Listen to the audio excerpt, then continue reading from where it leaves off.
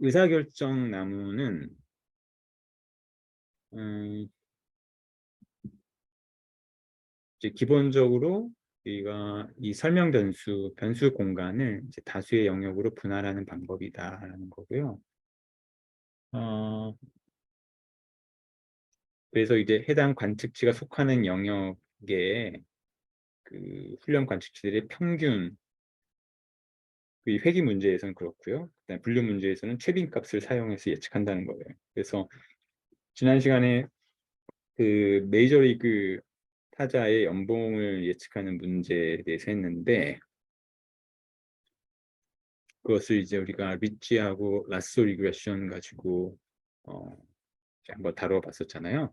근데 이거를 만약에 의사결정 나무로 한다고 하면 예를 들면 이런 거죠. 그러니까 이것은 지금 그 회계 문제인데 연봉을 예측하는 문제니까 그 일단은 그 연수로 나누죠. 그래서 4.5년을 기준으로 해서 4.5년보다 낮으면 연봉이 뭐 500만 달러, 이거보다 높으면은 연봉이 더 높은 것 같죠? 600만, 뭐 600만, 한 60만 달러쯤 됐을 것 같은데, 그 다음에는 이제 그 타율 가지고 어, 또 나누고 이런 식으로요. 이렇게 되면 이제 어, 이게 앞서 말씀드린 그 설명 공간을 다수의 영역으로 분할을 한다는 거죠. 우리 그림으로 해보면 이런 거죠. 그러니까 연수를 가지고 둘로 나누고, 그 다음에 4.5보다 큰 연수에 대해서 또 히트라고 하는 변수를 가지고 또 위아래로 나누고, 이렇게 되면 이제 설명 변수 공간이 세 수로 나눠지는 거죠. 그러면 아주 크루드한 예인데, 그러면은 R1이라고 하는 설명 공간에 들어간다고 해봅시다. 그러니까 years라고 하는 변수와 hits라고 하는 변수로 정의되는 세 개의 설명 공간 중에서 어느 하나에 해당된다고 해봐요. 어떤 사람이. 그러면 그 사람의 연봉은 그 R1에 속하는 사람들의 연봉의 평균 값으로 예측을 한다는 거죠. R2에 속한다면 R2의 평균값, R3에 속한다면 R3의 평균값으로 예측한다는 거죠. 이게 만약에 분류의 문제다라고 하면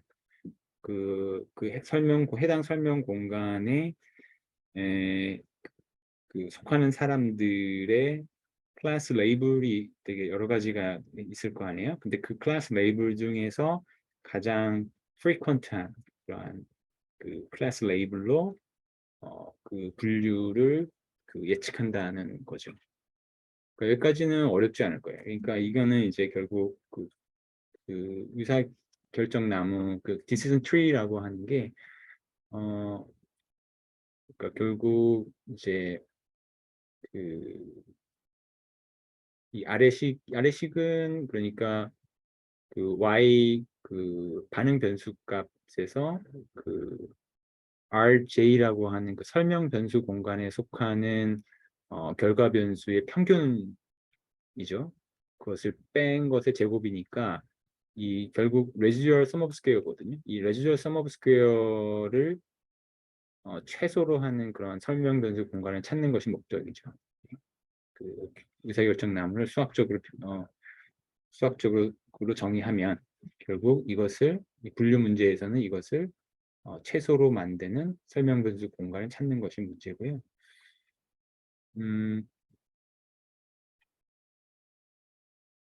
근데 이제 생각을 해보면 우리가 설명 변수 공간을 그 예를 들어 제2계로 분할하는 그런 모든 가능한 경우를 고려하는 것은 계산상 실행이 불가능하겠죠. 그러니까 예를 들면 위에서 첫 번째로 나누는 거, 두 번째로 나누는 거, 그렇게 해서 만들다 보면 이게 그 순서와 각각의 그 나무에서 그 브랜칭하는 변수를 무엇을 쓸 건지 하는 그런 문제들에 있어서 이 변수가 몇 개만 돼도 굉장히 가능한 그러한 경우의 수가 되게 많아지거든요. 그러니까 그래서 이제 의사결정 나무에서는 어떻게 하냐면 우리가 이제 탑다운 방식으로 그로 하는데 그것을 이제 반복적으로 하고요. 그러니까 말하자면 처음에 어떤 변수로 설명 공간을 나누는 것이 가장 좋은지 하는 걸 결정하는 거죠. 예. 그 다음에 그렇게 해서 나눈 뒤에 그러면은 이제 노드가 두 개가 생길 거 아니에요? 그럼 각각의 노드에 대해서 그 다음엔 어떤 변수로 설명 변수 공간을 둘로 나누는 것이 가장 아까 얘기했던 그 residual sum of square를 최소로 할 수 있는지, 그러니까 residual sum of square를 최소로 할 수 있는 변수와 그 다음에 그 컷오프 값을 정하는 문제인 거죠. 네.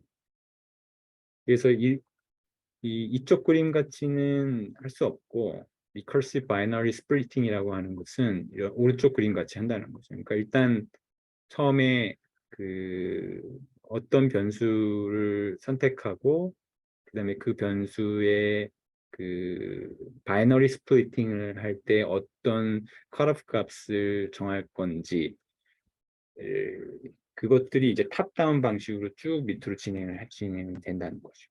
하다 보면 이렇게 오른쪽 그림 같이 나눠지는 거고요. 음,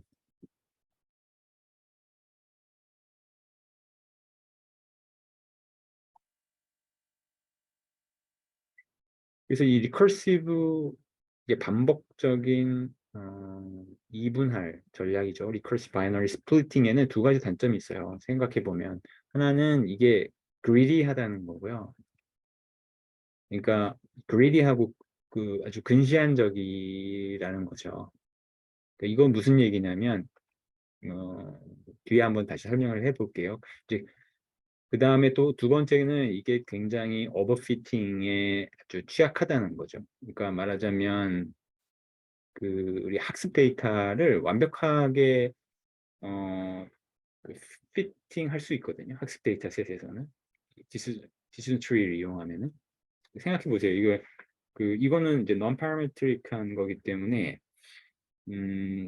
정말 아주 완벽하게 학습 데이터셋을 모델링 할 수가 있어요. 예.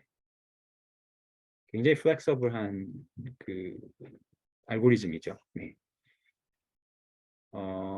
그렇기 때문에 이게 이제 테스트 데이터셋에서 학습 데이터에서 노이즈까지 학습하기 때문에 테스트 데이터셋에서 분산이 증가한다는 그런 얘기고요. 네, 앞서서 이제 탐욕적이라는 얘기는 뭐냐면 예를 들어 만약에 여러분들이 이런 문제를 한번 생각해 볼게요. 그러니까 5만 원짜리 지폐하고 3만 원짜리 지폐, 5천 원짜리 지폐가 있다고 해볼게요. 그러면은 문제는 뭐냐면 가장 적은 수의 지폐를 사용해서 6만 원을 만들어야 된다고 해보죠. 그러면은 당장 생각나는 건 어떻게 하는 거죠? 그러니까 5만 원짜리 하나랑 그 다음에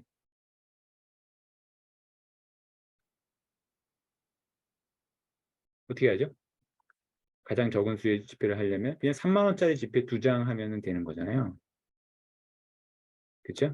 네. 근데 그 리커시브 바이너리 스플리팅 알고리즘을 가지고 하게 되면 일단 5만 원짜리 하나 만들고 그 다음에 만 원이 남잖아요. 그거를 5천 원짜리 둘로 만들고 그렇게 하면 그런 식으로 해답을 만들어낸다는 거죠, 얘가. 아, 그래서 이게 탑다운 방식의 알고리즘은 예를 들면 뭐 여러분들이 운전을 한다고 하면은 예를 들어 차선 바꿀 때 그런 문제도 해당이 되는 거죠. 그러니까 우리가 뭐 처음에 들어갈 때는 예를 들어 뭐 1차선에 차가 더 많이 대기하고 있어요.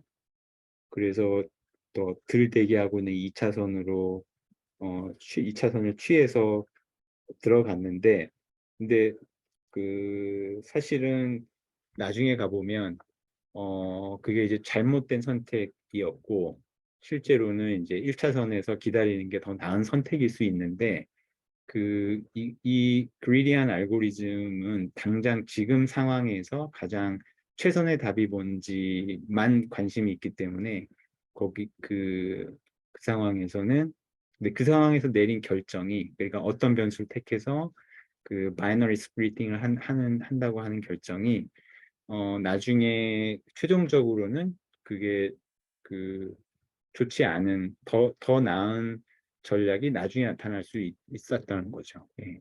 근데 그거를 처음에는 못 보는 거죠. 예. 그래서 그러면은 이게 그럼 리커시브 바이너리 스플리팅에 의한 디슨 트리를 이에서 이런 이제 문제점을 어떻게 우리가 해결을 할 거냐 하는 것으로 일단은 그 가지치기 전략이라고 부르는 것들이 있어요. 프루닝 하는 거. 이건 뭐냐면 그러니까 그 디슨트리를 만들 때 초기에는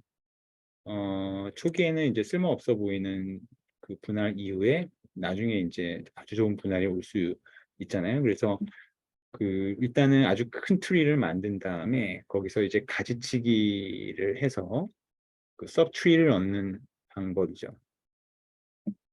근데 이제 이렇게 해서 이제 모든 가능한 서브 트리를 만들고 그것을 이제 지난 시간에 했던 이제 교차 검증이라든지 무슨 검증색 기법을 이용해서 검정 오차율을 추정하는 것은 좀 번거롭다는 거죠. 그래서 우리는 이제 그 조금 더 작은 그 서브트리 집합을 구성하는 방법을 이제 소개를 할 건데 그게 바로 이제 그 cost complexity pruning 이라고 하는 거예요.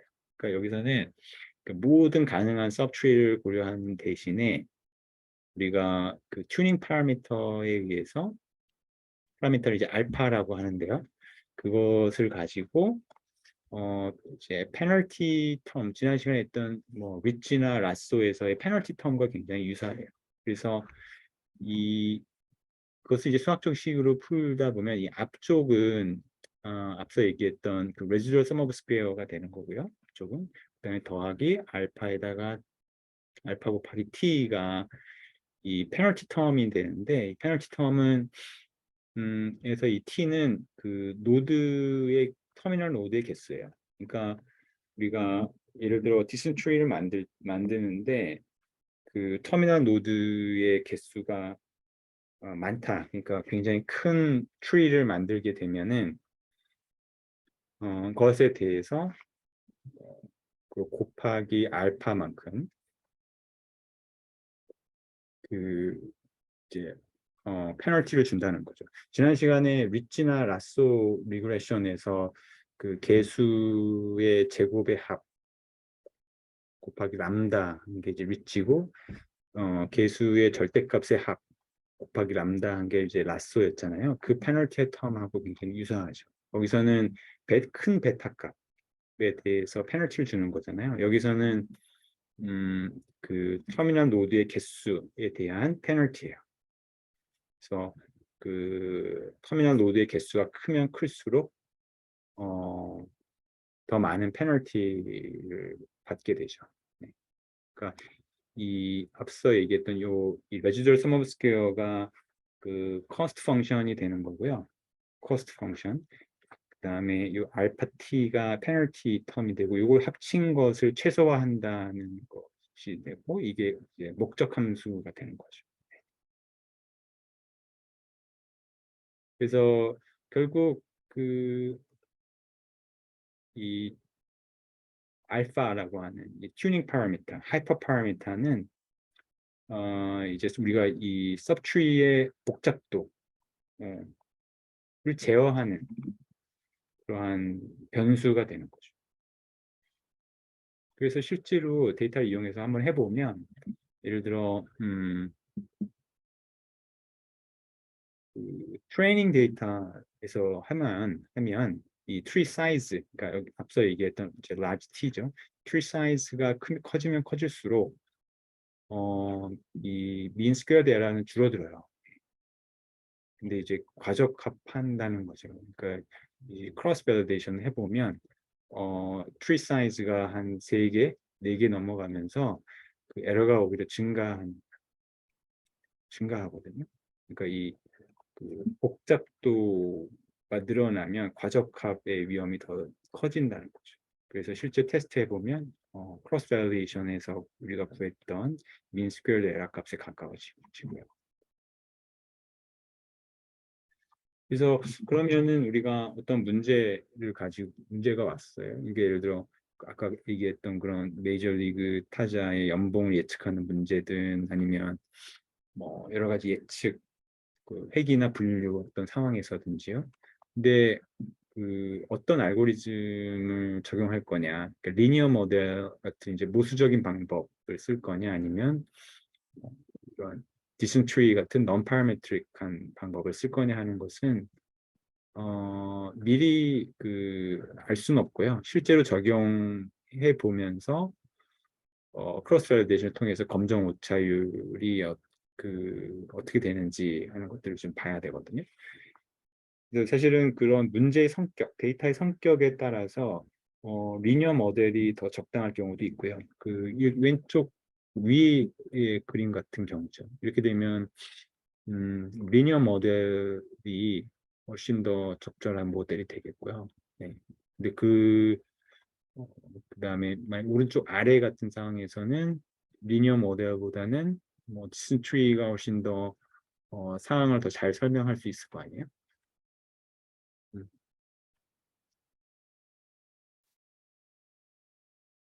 그러니까 그러한 데이터의 성격, 그 구조 이런 것들에 따라서 어떤 모델을 선택하는 것이 더 나은 성능을 발휘하도록 할 건지를 결정하는 문제이고요. 그것들은 그 데이터의 구조, 성격 이런 것들에 따라서 다르다라는 겁니다. 근데 일반적으로는 디슨트리 그는 되게 non parametric이고 좀 과적합에 굉장히 과적합 오류가 많기 때문에 실제로는 나중에 이게 얘기할 그런 랜덤 포레스트나 그레디언트 부스팅 같은 방법을 써요. 그거는 좀 이따가 얘기를 좀 하겠고요. 랜덤 포레스트나 그레디언트 부스팅 하기 전에 우리 디슨트리의 원래 아주 그냥 나이브한 그런 디슨트리가 가지고 있는 그런 문제점들과 그런 것들을 해결하기 위해서 이런 페널티 텀을 어떻게 우리가 설정하는지 하는 것들에 대해서 얘기했고요. 그것은 앞선 시간에 얘기했던 리치나 라쏘에서 페널티 텀 만드는 것과 상당히 유사한 걸 여러분들이 좀 알 수 있을 거예요.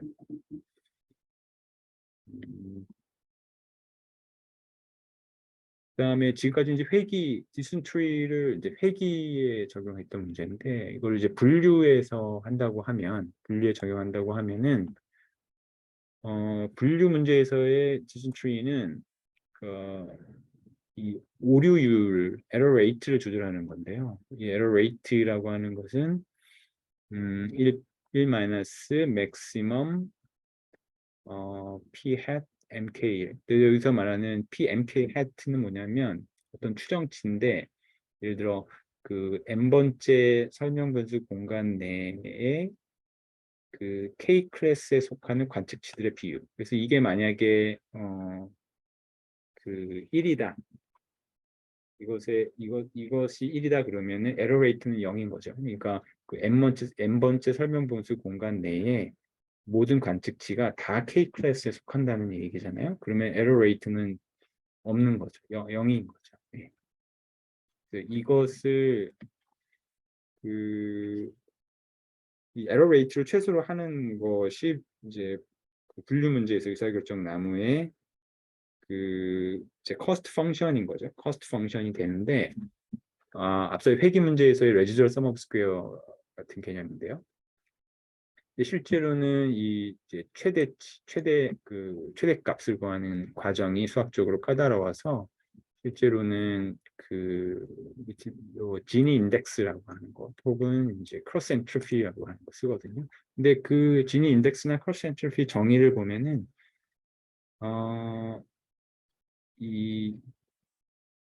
일단 지니 인덱스는 앞서 얘기했던 PMK의 추정치 1-PMK 추정치 이렇게 곱한 것을 이제 K 클래스에 대해서 다 합치는 거거든요. 그러니까 여기서 만약에 그 모든 설명 변수 공간에 설명 변수 공간이 각각 그 단일한 그러한 그 클래스로만 이루어져 있다 그러면 그렇죠? 지니 인덱스는 0이죠, 0.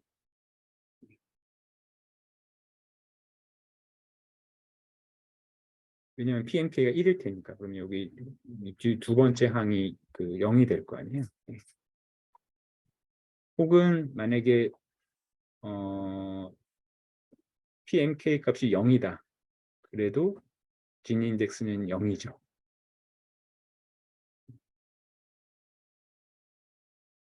그래서 이거는 그 노드의 그러니까 그 설명 변수 공간의 purity를 반영하는 수치예요. 그러니까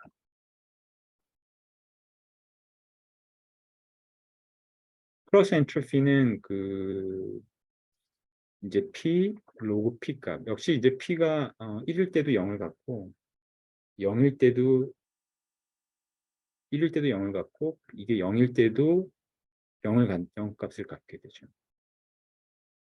P 값은 0부터 1까지니까 앞에다가 마이너스 값을 붙이는 거죠. 로그를 취했으니까 앞에 마이너스 값을 붙여서 이제 플러스 값이 되도록 하는 거죠. 그래서 진 인덱스나 크로스 엔트로피는 우리가 이제 노드의 퓨어리티, 그러니까 설명 변수 공간의 퓨어리티 분류 문제에 있어서 퓨어리티를 반영하는 것이고 퓨어할수록 그러니까 순혈일수록 그 값이 0으로 가는 0에 가까운 거가 되는 거죠. 그런 인덱스를 많이 씁니다.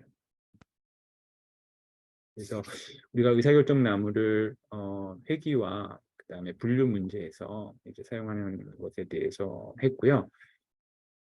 그 이제 우리가 랜덤 포레스트 가기 전에 배깅에 대해서 설명하고 좀 쉬도록 할게요. 우리가 이제 배깅이라고 하는 것은 지난 시간에 했던 게 부트스트랩 있죠. 그 부트스트랩 애그리게이션이라고도 알려져 있고요. 이것은 그러니까 한마디로 얘기하면은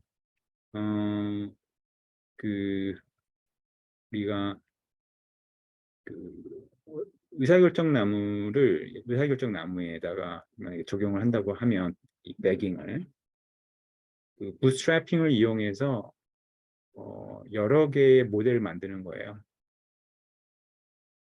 이 그림에서 보는 것처럼 여러 개의 모델을 이제 그 샘플링을 이용해서 만드는 거죠. 부트스트래핑이 지난번 시간에 뭐라고 했죠? 그러니까 그 복원을 허락한 그죠? 반복 샘플링이잖아요. 반복 표본 추출이잖아요. 부트스트래핑이. 그래서 이 식에서는 그러니까 그 B개의 라지 B개의 B번 이제 부트스트래핑을 해서 각각에 대해서 우리가 함수 F를 구하는 함수 F를 추정을 한 거죠. 그것을 우리가 백잉이라고 해요. 백잉. 그러면 어떻게 할 거냐? 회계에서는 그 여러 모델의 예측값의 평균을 최종값으로 취하는 거고요. 만약에 분류 모델이라고 하면은 이 다수결 원칙에 따라서 예를 들어 한뭐 100개의 부트스트래핑 모델이 있는데 그 중에서 한 60개의 그런 모델에서 그 클래스 A를 나머지 50개에서는 클래스 B로 예측을 한다 그러면 최종적으로는 이제 클래스 A로 결정을 하는 거죠. 네. 그게 이제 배깅 하는 그런 방법이에요. 네. 이것은 사실 뭐 어떤 그 알고리즘에 다 적용할 수 있겠죠. 그래서 여기서 얘기했듯이 그런 범용 절차라고 하는 거예요. General Purpose Procedure이고요. 왜 이렇게 하느냐? 이게 기계 학습 모델의 분산을 줄이겠다는 것이 목적입니다. 그러니까 사실 이거는 배깅은 그 일종의 앙상블 방법이고요. 앙상블이라는 게 이제 여러 개를 만들어서 그것들을 뭐 다수결로 한다든지 평균을 한다든지 해가지고 어, 그 분산을 줄이겠다고 하는 그런 아이디어거든요. 그래서 이것을 뭐 하나의 알고리즘에 적용하는 대개는 이제 그런 아이디어인데 뭐 이런 안상블 모델로 확장해서 뭐 여러 개 서로 다른 알고리즘들을 그 같은 데이터셋에 적용해가지고 그 나온 결과들을 이렇게 애그리게이션해서 최종 결과를 삼는 그런 안상블 모델도 있어요. 그것도 기본적인 아이디어는 배깅에서 온 거죠. 네. 그래서 여기서 관측치, 그러니까 그 배깅에 이제 우리가 부트스트래핑을 하게 되면 그 부트스트랩 샘플에 포함되지 않은 그런 관측치들이 있을 거 아니에요. 그걸 이제 out of bag 관측치라고 하고요. 그러면 이제 out of bag 관측치를 우리가 테스트 데이터셋으로 해서 거기에서 검정 오차를 추정할 수 있거든요. 그러니까 이렇게 되면 out of bag 그 이제 그 에러를 계산하게 되면 이거는 따로 우리가 뭐 지난 시간에 했던 그런 이제 크로스 밸리데이션을 한다든지 뭐 밸리데이션 셋을 통해서 이제 테스트 에러를 구한다든지 할 필요가 없는 거죠. 네. 그러니까 이 배깅 절차 자체에 그 검정 오차를 구하는 아웃 오브 백 데이터셋에서 검정 오차를 구하는 것이 포함이 되어 있는 거예요. 네. 그 다음에 그 이 배깅에는 이제 그 그 변수가 어떤 반응 변수에 얼마나 예측에 기여하는지를 우리가 추정할 수 있거든요. 그걸 이제 variable importance를 추정한다라고 하는데 어, 그 만약에 이제 어떤 설명 변수에 대한 분할로 인해서 그 검정 오차가 줄어들잖아요. 그러니까 그런 것들이 이제 여러 개의 만약에 디슨트리라고 하면은 여러 개의 트리에서 그 해당 트리의 바이너리 스플리팅 하는 것들을 쭉 살펴보면 어떤 그 해당되는 설명 변수가 있을 테고 그 분할로 인해서 그 검정 오차가 줄어들잖아요. 이제 그것들을 평균할 수 있거든요. 그래서 그 평균이 크다는 것은 결국 그 해당 설명 변수가 어떤 그 반응 변수를 예측하는데 중요하다고 할 수 있는 거죠. 네. 그래서 그것을 가지고 우리가 variable importance를 정할 수 있는 거죠. 우리 마치 그 선형 모델에서 개수의 크기가 물론 이제 개수의 크기가 그 어떤 변수의 중요성을 어, representation 한다라고 얘기를 그러려면 이제 그 변수들은 이제 스케일링이 미리 돼 있어야 할 텐데요. 만약에 스케일링이 돼 있다고 하면 변수 그 개수의 크기는 어, 그 변수의 그 중요성을 이제 대변한다고 할 수 있겠죠. 네. 그와 비슷한 개념이라고 보시면 될 것 같습니다.